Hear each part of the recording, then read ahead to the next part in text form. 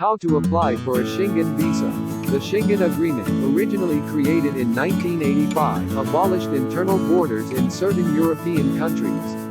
In other words, it allowed citizens of those countries to move more freely. It also allowed a traveler to get a visa to one country and travel freely throughout the Schengen area.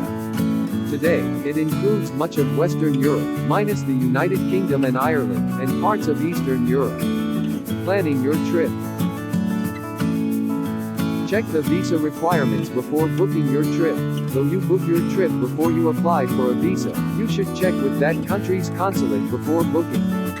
You should make sure you will be able to satisfy all the requirements prior to booking.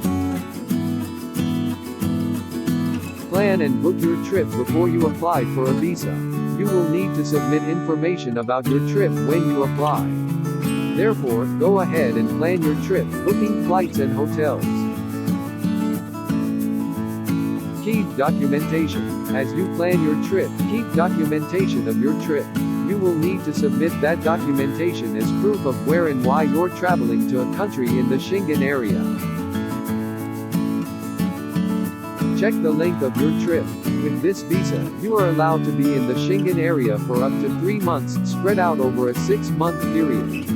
Make sure your trip does not exceed this time period.